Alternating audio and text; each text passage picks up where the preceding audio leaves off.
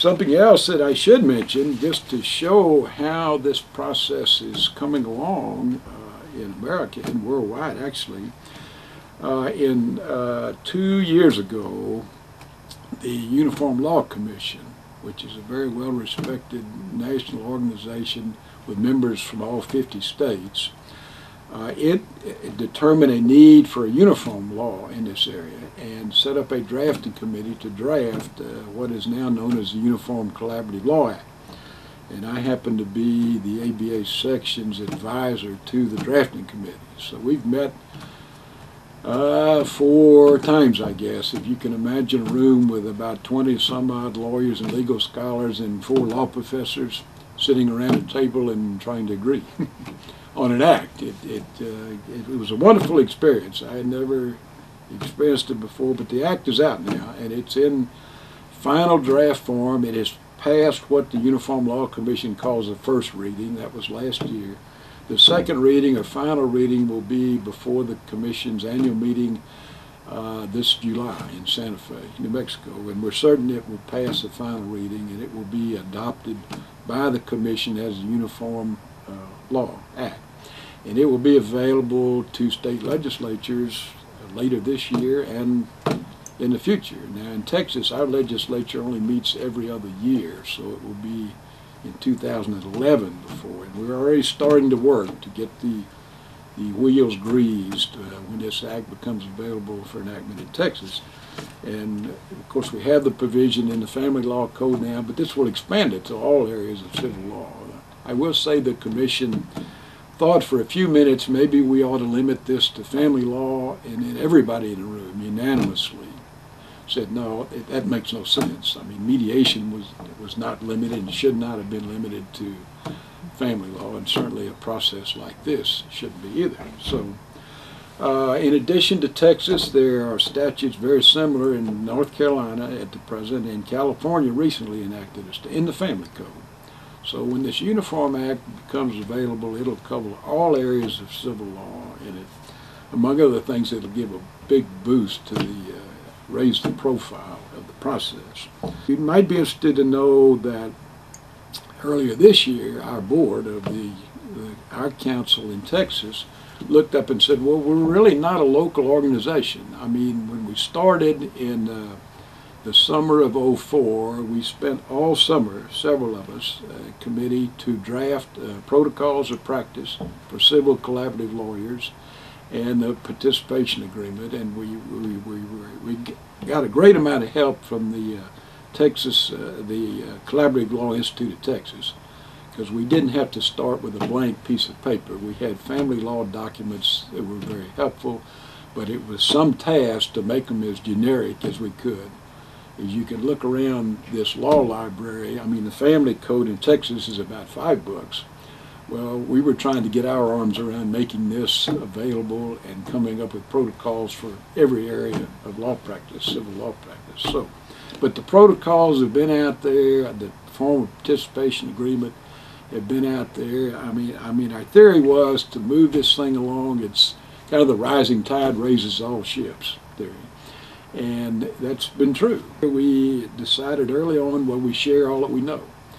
And I was involved early when mediation was getting started in Texas, and we had that same philosophy about mediation. Well, we share all that we know, and this is going to grow, and it has. I mean, it's grown beautifully as mediation has. The board in January of this year decides, well, we came up with the Global Collaborative Law Council, and the organization has been and will continue to work side by side with the theory of the rising tide raising all ships with the IACP, which is an international organization of, it's primarily family lawyers at the moment, but it has a civil committee, and Sherry Abney, who you'll visit with, she serves on the civil committee, and that organization continues to grow in the family area, and with the ABA Collaborative Law Committee. So we have 3 really now international organizations that are working to move this process along in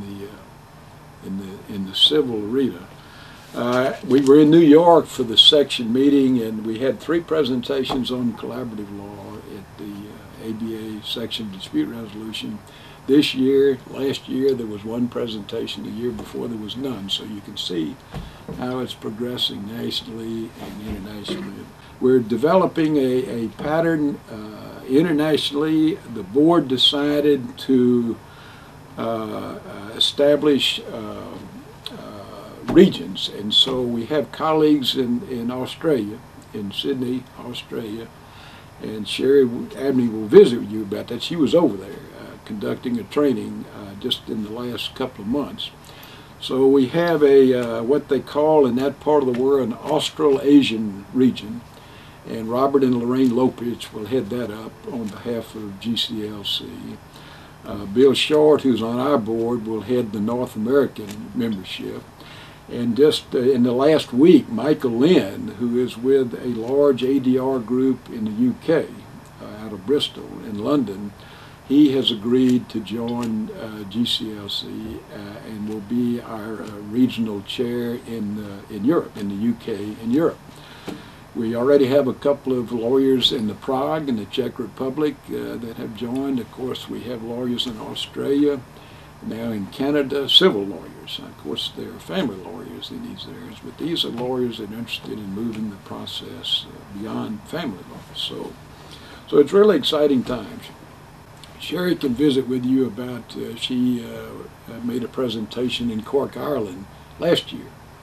And I won't go into that to steal her thunder, but the president of the Republic of Ireland got up and was the keynote speaker and said, from this day forward, the collaborative process will be the first option for resolving disputes in the Republic of Ireland. So it's not a local affair. I might mention what we're doing to advance the ball, if you want to call it that, is the people in our group, the people in Boston and other areas are getting the word out by writing articles in legal journals and publications, or to newspapers, or anybody that'll print an article. We're writing articles, making presentations. As I said, Sherry is training lawyers and other professionals in the process. And Sherry's favorite expression is, who have you talked to about collaborative law today? Well, we encourage everybody to get an elevator talk, somewhere between the first and the fifth floor, that you can explain the process and get somebody's attention. So that's what we're doing. That's what we continue to do. We'll be in, Sherry's going to train a group in New York this summer.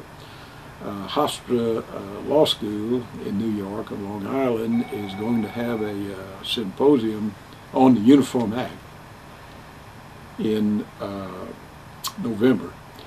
And it will be on the Uniform Act and the process, because by November the act will be out there. The Commission will have adopted as a Uniform Act, and it'll be ready for state legislatures. So Andy Shepard, who's a law professor at Hofstra, has served very ably as a reporter for the drafting committee. And so that's where we are at the moment. As to where we're going, my personal view is, let's take the business community. You know, corporate America is crying out for finding ways to resolve disputes and avoid litigation, if they can. And so I think this process, I mean, I've written and described it as the business imperative of our time. I mean, but it develops the exponential power of cooperation, which you don't have in the litigation process. You may or may not know that CPR is a large national and international organization of Fortune 100 companies.